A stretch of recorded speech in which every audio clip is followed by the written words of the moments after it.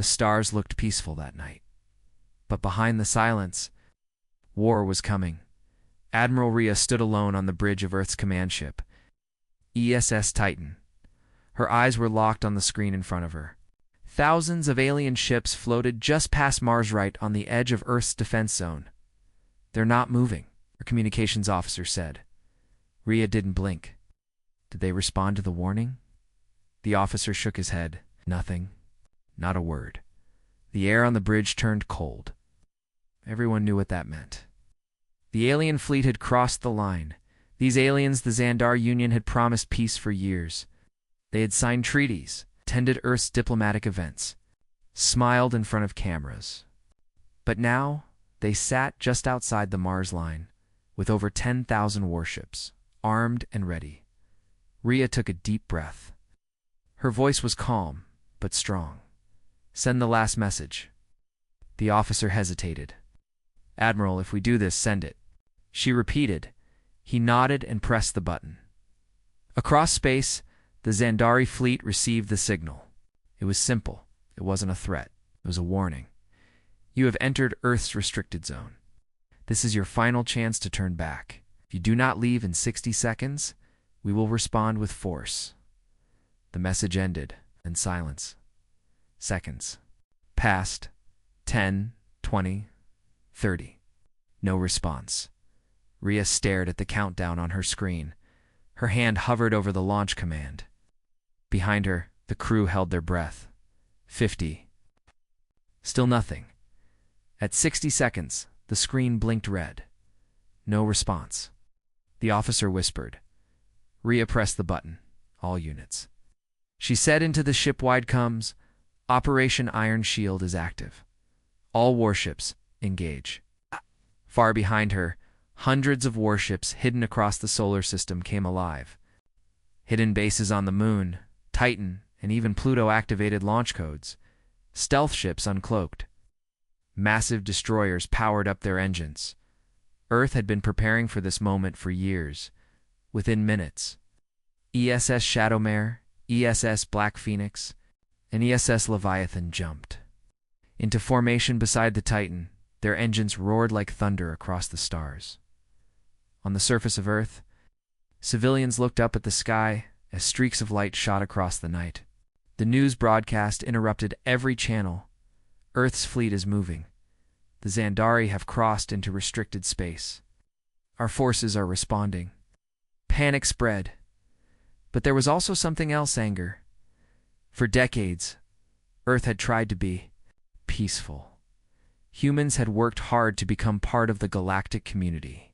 But again and again, aliens laughed at them, tricked them, betrayed their trust. This time, Earth was ready. Back in space, the Xandari commander sat frozen in his chair. He had expected Earth to talk, to beg, to delay. He was wrong, from every direction. Earth's warships appeared. Hundreds, then thousands. His fleet was now surrounded. They moved faster than expected, one of his officers said. The commander's skin turned pale blue. It can't be. Their FTL tech is still limited. Earth's ships had moved with pinpoint precision, surrounding every side of the alien fleet like a steel trap. It wasn't just defense. It was a planned ambush. Then a new message appeared on the Xandari commander's screen. No long speech, no warning, just 3 cold words. You chose this. Back on the ESS Titan, Admiral Rhea stood tall. The fleet was in position. "Shall we fire?" the weapons chief asked. Rhea paused. Her voice was quiet. "Not yet. Let them feel the fear. Let them understand. Earth is not weak." She looked out the window. Stars blinked in the distance. War was moments away. Behind her, the AI system named Judgment came online. All systems green. Target lock confirmed on 98% of the Xandari fleet. Standing by. Rhea nodded once. This wasn't just a battle. It was Earth's answer. The alien commander Varnak of the Xandari stood frozen, his fleet once proud. Once feared was now completely surrounded. Hundreds of Earth warships had appeared without warning. They came from behind moons, asteroids, deep space fields. from places no Zandari scout had ever seen. It was not a reaction. It was a trap, Commander, his first officer said with a shaky voice. We're receiving something from the humans. Just 3 words. Varnik read the message again. Made his bones go cold. You chose this. He felt the weight of those words. They weren't shouting. They weren't even angry. They were done talking. A shadow passed over the Zandari command ship's viewport. Varnik turned Dand. His eyes widened. Above them floated a giant warship, easily 10 times larger than his own. It was jet black, covered in armored plating that pulsed like a heartbeat. No windows, no signal. Just a glowing red symbol. A single, vertical line, slicing through a circle. Earth's Silencer-class dreadnought. They brought. At. The Titan class, whispered his officer. No Zandari had ever seen one up close. Only rumors existed. Stories, warnings. Now, it hung above them like a dark god. Suddenly the stars around them began to vanish. More ships, more shadows, more Earth warcraft, dropping out of FTL, forming rings around every corner of the Zandari fleet. The sky was turning black with steel. From the bridge of the ESS Titan, Admiral Rhea watched quietly. The targeting data scrolled across her screen. One by one, every Zandari ship was being marked, labeled, outlined. Earth wasn't rushing in. They were studying their enemy first, like a surgeon before the first cut. All ships are in formation. The fleet AI judgment said, Orders, Admiral? She didn't speak yet. Let them panic first. Across the Zandari fleet, messages were flying. Screams, confusion, orders that no one followed. Who betrayed us? How did they move so fast? Why didn't we see them coming? This isn't possible. One of the Zandari ships tried to escape firing up its engines and turning away from the battlefield. It didn't get far. The ESS Black Phoenix. A fast-strike Earth cruiser launched 2 rail slugs. Boom. The Zandari ship exploded in silence. Shattered into floating fire, every alien ship froze. Varnik clenched his fists. No more movement. Hold position. No more mistakes. But it was already too late. Back on Earth, the news reached every screen. The Zandari fleet has been surrounded. No casualties on Earth's side reported. 1 enemy vessel destroyed while attempting to flee. Earth's fleet remains in full control. People on Earth didn't cheer. They didn't celebrate. Because they knew this wasn't over. This was the beginning. On Mars, underground defense bunkers opened their doors. Earth's elite units, the Voidwalkers, stepped out. These soldiers were born in silence, trained in zero gravity, bred for war. They were being sent in as ground teams in case of boarding operations. Earth didn't just want to destroy the Zandari fleet, it wanted information.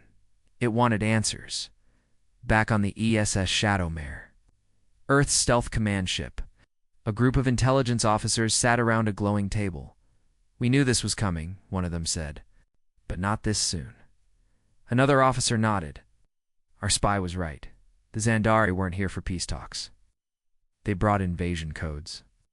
Everyone turned toward a hollow image of an alien dead, burned, found drifting in space days before. A traitor from within the Zandari ranks who sent Earth a warning weeks ago. Admiral Rhea had believed him, and now she was proving he was right. Back aboard Varnik's flagship, a quiet message came through from deep within his own fleet. Commander, one of our own is leaking data.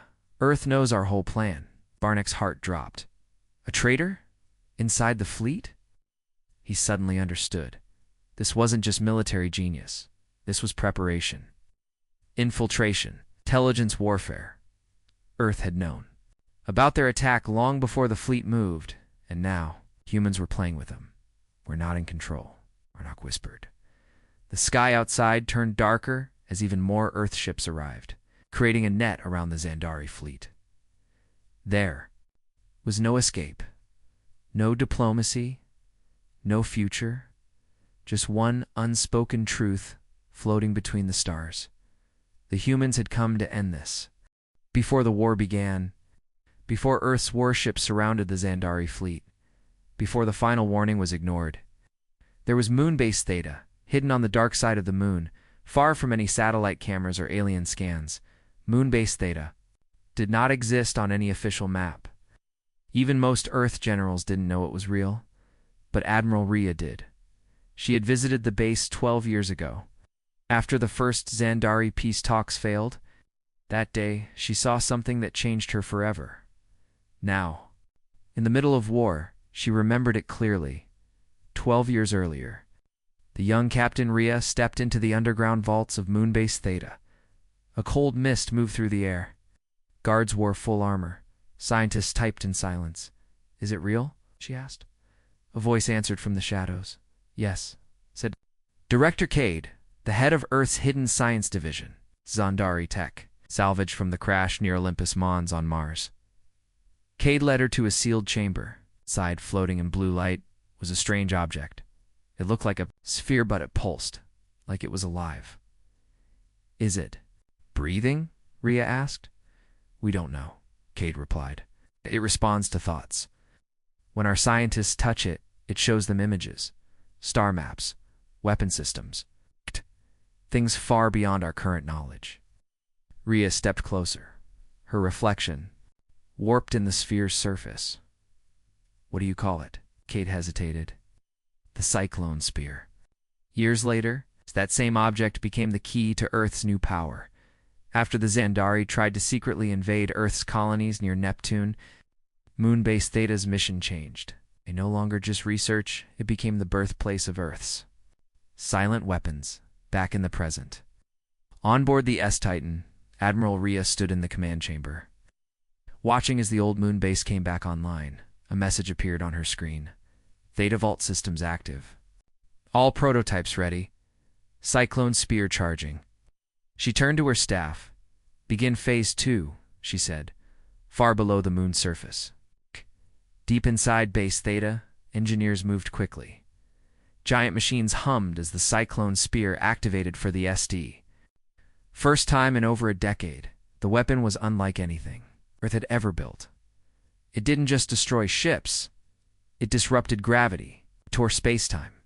It cracked shields from the inside. It was designed from Xandari Textholon, reversed and improved, a gift from their enemy, and now it would be used against them. Meanwhile, inside the Xandari fleet, Commander Varnock stood in front of a blinking map. His ships were still surrounded. Escape was impossible. Every time he tried to signal for help, blocked the frequency suddenly. A new ship appeared near the moon. It was small, unarmed, silent. But every sensor in his fleet started screaming in alarm. "What is that?" he yelled. His officer turned. "Pale, I don't know, Commander, but it's not normal. It's warping gravity. Even our own systems are bending toward it." On the screen they watched as the small ship moved slowly. Carefully, it wasn't firing. It didn't have to. The very space around it was breaking. Back on Earth, in a secret control room under the Pacific Ocean, an AI system woke up. Its name? Judgment. It had been created using both human and alien neural structures, designed not just to think but to predict enemy behavior, strategy, and weaknesses. Now, linked directly to the Cyclone Spear. Targeting interface online, it announced, awaiting final clearance. Admiral Rhea stood silently. She remembered what the scientists had told her years ago. This weapon is not just power, it is fear. Once we use it, no alien empire will ever look at Earth the same way again. Shh! Gave a quiet order. Let them see it. Fire one test shot near their fleet, not on it. Seconds later, the weapon charged. A bright white light formed near the moon, then dash snap. A ripple tore across space, like glass breaking in slow motion. Xandari ships tilted. Their engines failed. Shields collapsed. No one was hit. No one died. But the message was clear. Earth had changed. The aliens had stolen from Earth now. Earth had stolen back and built something even worse, Commander. Varnock stared at the readings. His voice broke as he whispered, "They've turned our own weapons against us." The stars trembled with tension. No one fired. Not yet. The Xandari fleet floated silently, boxed in by thousands. of Earth warships. Every escape path was blocked. Every movement was tracked. Then came the first strike, but not from a cannon, not from a missile. It came from fear. Inside the Zandari command ship, alarms blared nonstop. Energy levels were dropping across their fleet. Weapons weren't locking. Shields kept glitching. "Report," Commander Varnak shouted. "We don't know." "What's happening?" an officer cried. "It's not an attack. Our systems are just failing." Varnak stared at the screen. Nothing was touching them, but something was breaking them. Then, without warning, everything went black. No screens, no lights, no control. Just silence. From the bridge of ESS Titan, Admiral Rhea watched the chaos. Confirmed. Her AI judgment said. The Cyclone Spear's distortion wave disabled 78% of their fleet. No casualties, no damage, only silence. She gave a short nod. Begin strike phase Alpha. No warnings. Across the fleet, Earth's warships moved like shadows. Not loud, not messy, precise, cold, focused. The ESS Shadowmare, Earth Stealth cruiser, fired its rail cannons. The round hit a Zondar battleship's reactor housing, not enough to destroy. It's just enough to disable. The alien ship drifted powerless. The Black Phoenix released its pulse missiles. They scrambled communication arrays and blinded sensors. The aliens couldn't see their own allies. They couldn't even see Earth's ships anymore, one by one. The Zandari ships were turned into floating shells, dead in space, but untouched. Not a single Zandari crew member had been killed. Yet the fear was worse than death. Back in the alien command ship, systems blinked back to life just barely. Varnak gasped as air returned to the room. His voice trembled. This isn't war. This is execution." Around him, officers stood in silence. What could they do? Fight blind? Flee into traps? Surrender. But no offer for peace came. Not even a message. Earth wasn't speaking anymore. It was showing them something. Lesson across the battlefield? Earth's warships released signal units drones that broadcast one message in every Zandari language. This is the consequence of breaking trust. You brought weapons to our door. We responded with restraint. This is us holding back. And beneath that message, a timer. 059. 058. What is this countdown? Terrified, the timer continued. 040. Earth had already shown it could disable now. What would they do when the timer hit 0? In a controlled bunker on Mars? Earth's generals watched the situation. They had prepared for this moment for years. After decades of being called primitive and emotional, Earth had built something the galaxy never expected. A military. That could win without firing a shot. The Cyclone Spear pulsed again. Zandari ships drifted, clueless and afraid. Inside those ships, alien soldiers whispered to one another. They didn't even hit us. We can't fight this. Is this what humans are now? Even some alien officers began shutting down their own reactors. Not from orders, from fear. At 0 o'clock, the signal changed again. One simple sentence appeared across every alien ship's display. We are done asking. Then, Earth's final strike. Began 10 ships, just 10, moved into position. They weren't even warships, they were data ships. They beamed a wave through the Zandari fleet. It didn't destroy, it didn't wound, it sent every private conversation, every attack plan, and every secret Zandar military file back to Earth Command. In less than 5 seconds, Earth stole everything. Commander Varnak fell to his knees. It's over. War wasn't lost in battle. It was lost in control. The humans hadn't just prepared weapons. They prepared the war before the war. They studied the enemy, infiltrated them, predicted them. And now, they had silenced them back on Earth. Admiral Rhea stood quietly in her command center. A young officer beside her whispered, "Should we accept surrender, ma'am?" Rhea stared at the frozen fleet in front of her. "No," she said, "not yet." The Council of Stars was in chaos. Leaders from 12 alien empires. gathered in a massive chamber floating above the gas giant. Velkarnine. Normally, it was a place for peace talks and trade agreements, but today, the air was sharp with fear. Screens. On every wall showed the same thing: the Zandari fleet silent. Disabled, completely surrounded by Earth warships. The council speaker, a tall insectoid named Velris, slammed his claw on the table. "How did this happen?" he shouted. Was supposed to be weak, contained, controlled. No one answered because no one knew, or at least, they pretended not to know. But one race did. The Zorvani High Syndicate. They sat quietly at the back of the chamber. Their eyes were still, their mouths closed, and their guilt hidden. 3 months earlier, in a secret meeting far from the council's eyes, Zorvane leaders met with the Zandari generals. "Strike Earth now," they had whispered. "Push close, show them fear. If they respond, we will support you." It was a trap. The Zorvani had never planned to help. They simply wanted to test Earth's true power. Oh. Without risking their own fleets, they convinced the Zandari to cross the line now. That line had become a noose, and Earth was tightening it. Back in the council chamber, whispers rose among the delegates. Was Earth building weapons in secret? How did they learn to silence a fleet without firing? Someone among us helping them? Council Speaker Velris raised a sharp hand. Silence. Everyone stopped. "We must know," he said coldly. "Did Earth hide this power from you, or did one of us push the Zandari to act?" At that moment, a soft ping echoed through the chamber. A message. But not just any message. It came from Earth. Everyone turned toward the central. Screen Admiral Ria's face appeared, calm, clear, human. Her words were simple.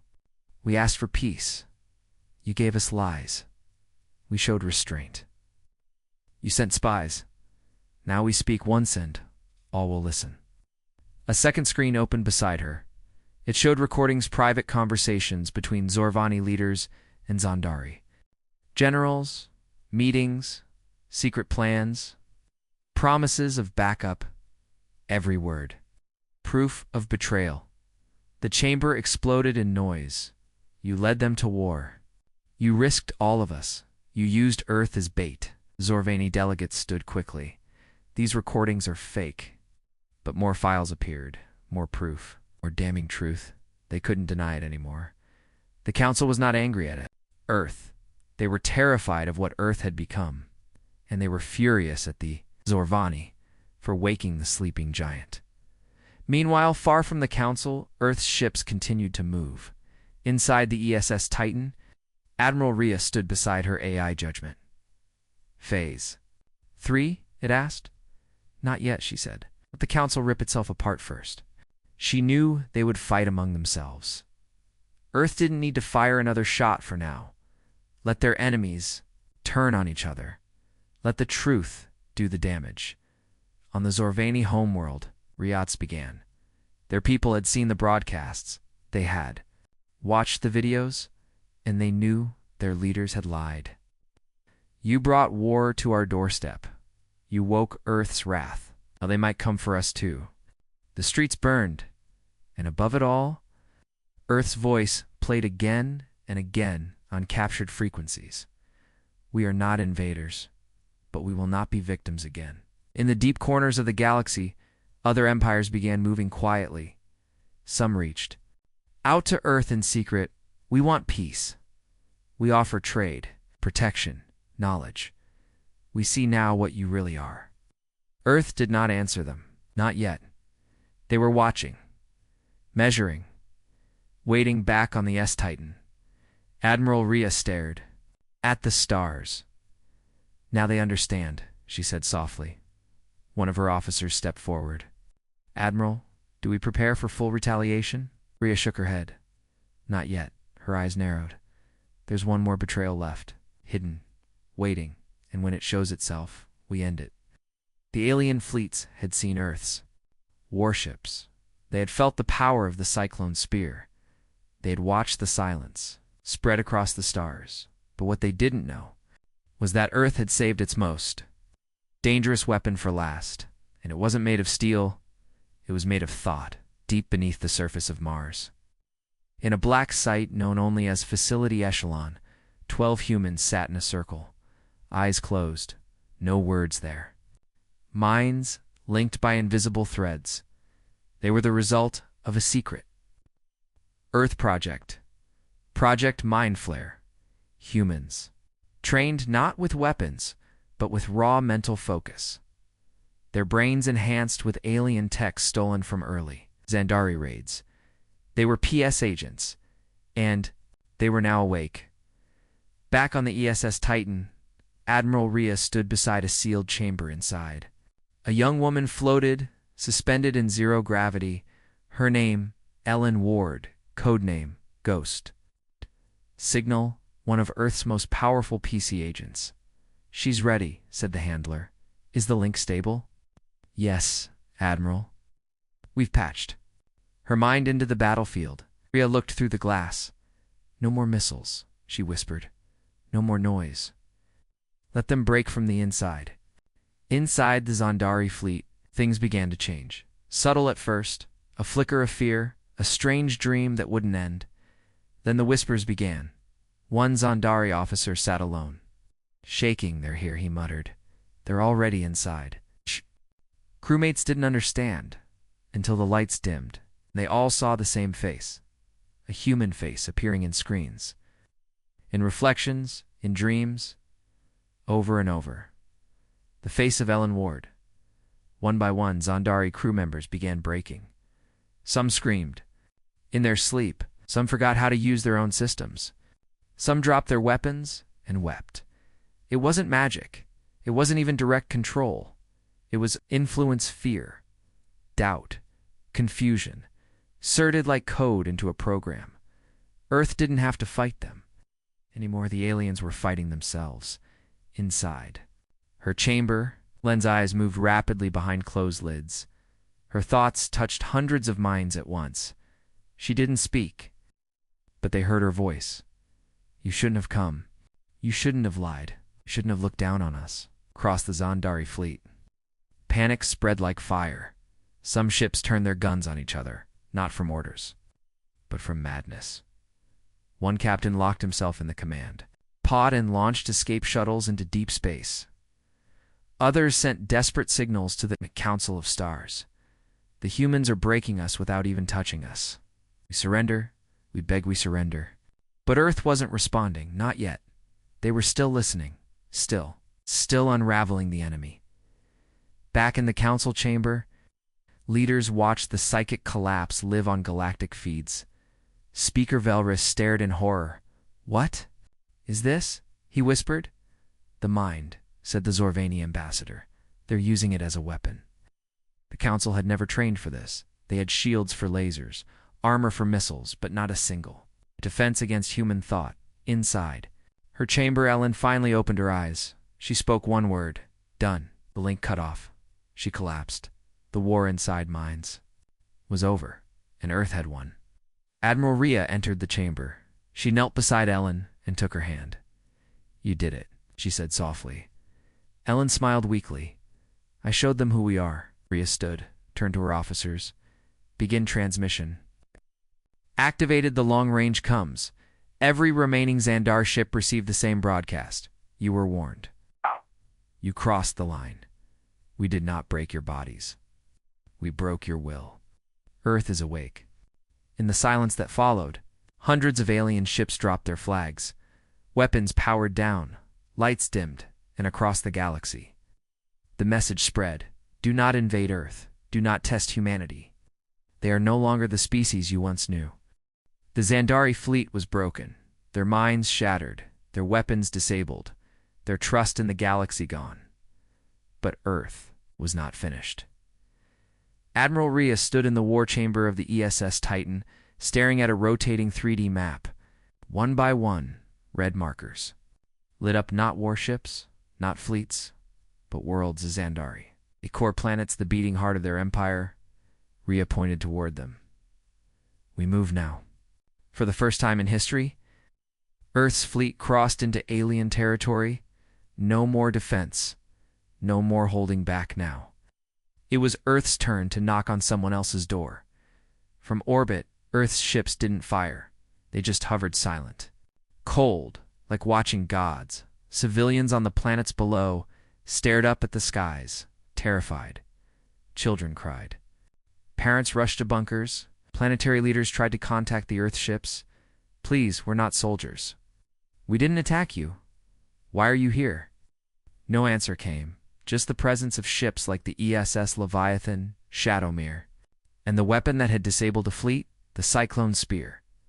On the surface of Xandar Prime, the Empire's capital, riots broke out. The streets were full of people demanding answers. Where is the Emperor? Why did we provoke Earth? What have you brought upon us? The government was silent. Their fleet, the proud arm of their control, was now floating in pieces across Mars' orbit. They had no defense left. In the Great Golden Palace, Emperor Korath sat alone. He had ordered the first move. He had laughed when Earth asked for peace. He had called humans emotional monkeys playing with fire. Now the fire had arrived, and it sat above his throne. A broadcast began hijacking every screen in the palace. Admiral Rhea appeared calm, clear, final. We gave you warnings. You mocked them. We gave you mercy. You took advantage. Now we ask for nothing. We take what you owe. Then the screen changed to something the Emperor had never seen before. A list of Xandari, officials, war criminals, those who secretly approved attacks on Earth colonies, mining ships, and peace talks. One name at the top. Emperor Korath, from orbit. Earth sent a final message. Surrender these names, or the skies will burn. The Council of Stars tried to respond. Please, Earth, this is too far. We accept your power. Let us rebuild peace. But Rhea said nothing. She wasn't waiting for council votes. She was waiting for justice. Down on Xandar Prime, military officers began arresting each other. The government broke apart from the inside.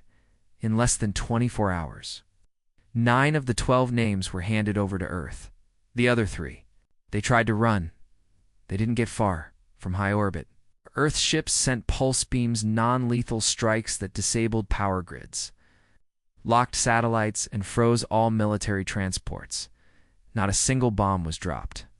And yet the planet felt like it had been conquered. Earth didn't come to destroy. It came to end the illusion that it could ever be ignored again. In the shadow of defeat, something strange happened. On one of the smaller Xandari worlds, a young alien girl stood outside her home and watched Earth's ships glowing above. She whispered to her father, "Are they monsters?" He looked up at the sky for a long time, and then he said, "No, they're just what we made them." Back on the S-Titan, Admiral Rhea received the final confirmation. Xandari officials surrendered. Core worlds, stand down. No resistance remaining. She nodded. Broadcast the final statement. Earth's signal went out to the entire galaxy. This is Earth's only message. We did not rise to conquer. We rose to survive. And now, we will never kneel again. Yes. Across the stars, silence followed. Empires that once looked down on Earth now turned away in fear. And for the first time in galactic history, the galaxy belonged to the humans. It was not signed in gold. It was not spoken in pride. It was whispered in shame. Across 1,000 alien worlds, one word traveled faster than any fleet ever had: surrender. On the bridge of the ESS Titan, Admiral Rhea stood in silence. Before her, a list of 12 alien empires, all once proud, all once powerful, now flickered with one status: surrendered. Each had sent messages. Some offered reparations. Some offered territory. Some offered peace. But Earth didn't ask for any of that, because Earth didn't want to own the galaxy. It only wanted the galaxy to remember, far across the stars, in the Council of Stars. The chamber was quiet. Speaker Velrus, the once arrogant insectoid leader, stood before the other members. His claws trembled. The humans, he said softly, have ended the age of dominance. Fellow leader asked, "Will they rule us now?" Velrus looked at the screen showing Earth's fleet pulling back, and he said, "No, but we will never again rule without fear. Back on Earth, cities did not celebrate. There were no fireworks, no marching parades. People stood in parks, in streets looking at the skies, not in joy, but in deep understanding. This was not a victory. It was a warning fulfilled, and a message delivered in a classroom in New Geneva. A young student raised her hand. "Teacher, what did the aliens say when they surrendered?" The old woman paused, then answered. "They said, 'We never saw it coming,' in a secret chamber deep beneath the Pacific Ocean." Earth's leaders gathered. AI systems, military commanders, diplomats, and PS agents all stood together. The room was silent. Admiral Rhea entered. She looked around. "No speeches," she said, "just truth." She tapped the screen. It read, "Operation Iron Shield concluded. Status: victory without invasion losses. 0." Someone whispered, "No war in history has ended like this." Another added, "We didn't conquer planets. We conquered their fear." But Rhea said only one thing. "Now we must choose what kind of future we want." Across the galaxy, Earth's name became something new. Not young race, not barbarians, not emotional primitives. Now they called Earth the silent power, the mind breakers, the ones who did not blink. Even empires that had never met humans before began changing course. They moved their fleets away from Earth's space. They updated ancient treaties to include human diplomacy channels, and they began teaching their children one rule: never push. Earth passed the line. On the alien world Izurth 5, a monument was built. It did not honor a battle. It did not show soldiers. It showed a human hand, extended outward, not holding a weapon, but open. Beneath it, words carved in 12 languages. They asked for peace. "We gave them war," they answered, "and we will never forget." Back in orbit of Earth, the ESS Titan prepared to return home.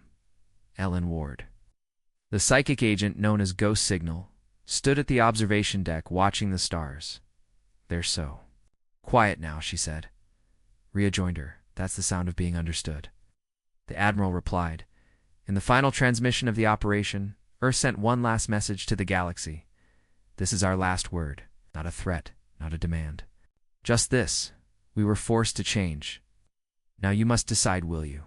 And then, nothing more. The fleets pulled back. The weapons went dark. The silence remained, but that silence carried the weight of an empire's fall in the beginning of a new galactic era. One where Earth was no longer just another planet. It was a force the stars would never underestimate again. The end.